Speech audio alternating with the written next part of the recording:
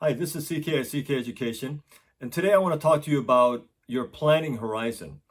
When I was an engineer many years ago, I heard, because I had done some work with these Japanese consultants from Toyota. In fact, they worked for the famous Taiichi Ohno, who was the founder of the Toyota production system, which is known as the most efficient production system in the world. And many companies, if you work in my industry, know that the what's called lean production or lean manufacturing or the TPS Toyota production system. Everybody tries to learn from that because it's so efficient and it is so effective. So when I was working at the Boeing company, which is an airplane company, in Seattle, they were also in the process of learning from these people who worked with Taiichi Ohno, the master, the creator of the what's called the Toyota production system or the just-in-time system. There's a lot of names for it. And so I met these Japanese consultants. Now they hardly spoke a word of English, and they had a translator, and I spent about 3 years learning from these people. It changed my career. What I learned from them, and that's for another video. I could go and talk all day about that, but that is. But the reason I bring that up is that I learned something back then that really surprised me. They said that most American companies have a planning horizon of maybe a decade, maybe 10 years, maybe 20 years, something like that. And I learned that some Japanese companies like Toyota have 100-year or 200-year vision or 200-year planning horizon. And when I heard that, I thought, how in the world is that possible? How like what could you possibly plan for 100 years or 200 years out? Isn't it more realistic to plan 10 years out or 20 years out or 5 years out? And when I fully understood why they did that and the power of doing that, it really made me think about my own life and how long my planning horizon is. And I always thought, even from a young age, that my planning horizon was pretty long. I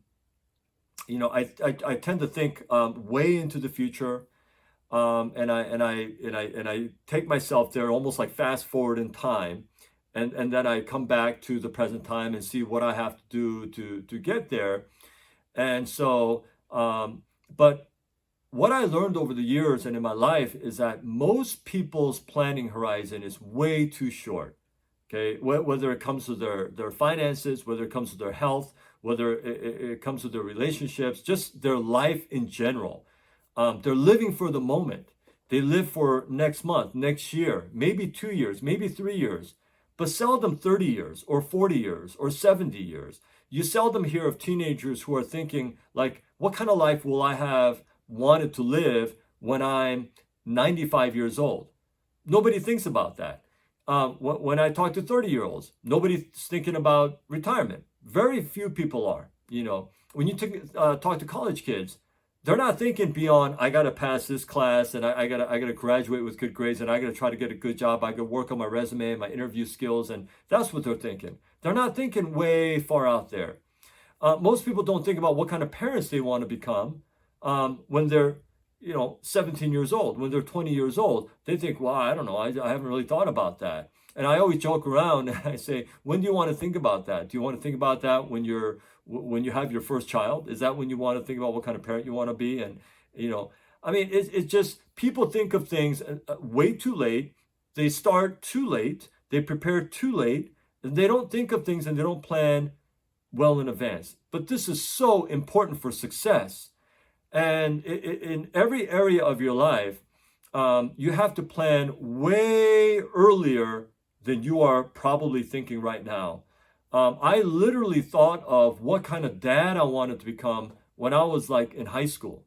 Now, don't ask me why. I don't know why. I just thought, I grew up a certain way, and some things I appreciated, some things I didn't. And I just thought, I want to become this kind of dad. When I get married, when I have kids someday, I want to become this kind of dad. I thought of that when I was like in high school. Even in my 20s, I thought about and in my 30s about, how do I want to live my life, and what kind of plan will I have for retirement? How am I going to set myself up so that I don't struggle, in my later years? What kind of life and what kind of decisions do I want to make so that I don't live a life of regret when I'm at my deathbed? And I think way out there, and then I come back to today and I plan. I think this is so important because here's the thing. I am now middle aged. I'm 48 years old, and so I start thinking. I see friends around me and people I know around me, and acquaintances, and just and people who are my age, a little bit older, and I see such predictable actions that people taking these kinds of actions is very predictable how it's going to turn out. And a lot of times it's not going to turn out well, whether it's in their finances or their health or their relationships. But I see people doing that because they're not thinking long term. They're just playing, well, I got a job now, so I should be all right. But when you ask them, what about 10, 15, 20, 30 years later? Well, I don't know. I mean, I'm sure something will work out. But whenever someone says something like that, well, I'm sure it'll work out somehow, or I'm sure it'll, something will happen. I get worried for that person because things don't just work out. They don't just happen. You have to make it happen. You have to have specific goals, and you have to have specific action plans every day. It has to be planned. It has to be somewhat predictable. You have to, do things and take action every day so that certain things turn out a certain way. And even then, it doesn't always turn out the way you want, but you have the best chance possible of things turning out well if you take the initiative to do the things to get you there. But a lot of people's planning horizons are way too short. Like, I'm in the education business, so I'm working with high school students all the time, high school students and their parents, and it always comes down to money. The college decisions, and I see parents who have prepared zero for the kids' college. When I say zero, I mean, wow, my kid is a junior in high school and or a senior and about to go to college. I don't have any money saved up. I don't know what I'm going to do. So I have literally seen parents take out their home equity, big amounts, like all of their home equity, pay for their pay for their kids' college, and then do that for their second kid as well. So they have no equity left in their home. Now they still basically have like 30 years, and now they're middle age and they still got like 30 years to go on their mortgage. They have no money saved up. They spent all of it paying for the kids' colleges, tens of thousands of dollars every year.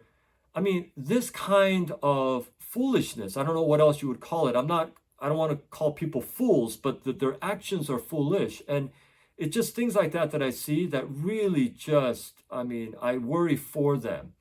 But, I think the big problem is people don't plan things out, and they certainly don't plan things out far enough into the future. You're too short-term minded. It's got to be a much longer planning horizon. So I urge you, if your planning horizon is really short, if you're not planning things out, then you got to just sit down, be very honest, and be very reflective, and just really start planning things out much more into the future. Don't avoid it. Don't be scared of it. Sometimes it's not comfortable thinking about it, but if you don't do it, it'll get worse. The situation doesn't get better on its own. And you have to plan it out. You got to take action, sometimes drastic action, so that your tomorrows are better than today. And to make tomorrows better than today, you have to do what it takes, and you have to do the things necessary today so that you reap a better harvest tomorrow. There's no other way it works. So I urge you to have a longer planning horizon, to think of things more thoroughly, and to have more detailed action plans that are practical so that you can reach your goals, so that you're happier in life. And I hope you can do that. So anyway, thank you so much for watching this video. And until my next video, I hope you stay well.